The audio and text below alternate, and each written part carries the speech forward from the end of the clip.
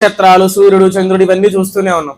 ఇవి ఆరంభం అవ్వక మునుపు నుంచి, అంటే భగవానుడు నిర్గుణ నిరాకార సచ్చిదానందంగా ఉన్నప్పుడు, అంటే ఆ భగవానుడు ఒక నామము లేదు, రూపము లేదు, ఏమీ లేదు, పరబ్రహ్మ శక్తిగా ఉన్నారు. ఆ శక్తికి స్త్రీ అని కానీ, పురుషుడు అని కానీ, నపుంసకుడు కానీ ఏమీ లేదు, ఒక శక్తి తత్వం అంతే.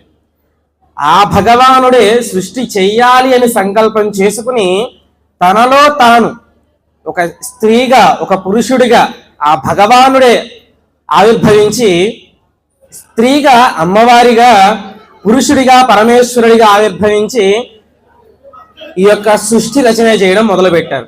జగద్గురు శంకరాచార్యుల వారు సౌందర్యలహరిలో అదే అంటారు, శివశక్త్యాయుక్త్యో యది భవతి శక్తః ప్రభవితుం నచే దేవం దేవో నకలు కుశల స్పందితుమపి అతస్త్వామారాధ్య హరిహర విరించాదిభిరపి ప్రణంతుం స్తోతుం వా కథమకృత పుణ్య ప్రభవతిం.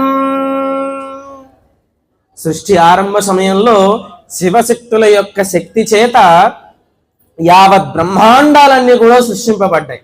ఆ బ్రహ్మాండాలలో కొన్ని కోట్ల కోట్ల కోట్ల కోట్ల బ్రహ్మాండాలలో ఇదొక బ్రహ్మాండం. ఈ బ్రహ్మాండంలో కొన్ని కోట్ల కోట్ల కోట్ల సౌరమండలాల్లో ఇదొక సౌరమండలం. కొన్ని వేల కొన్ని కోట్ల సౌరమండలాల్లో ఇది కొన్ని గ్రహాలు, నక్షత్రాలు, సూర్యచంద్రాగ్నుల మధ్యలో ఈ భూమి ఒక గ్రహం. ఈ భూమిలో కొన్ని వేల దేశాల మధ్యలో ఇది ఒక భారతదేశం.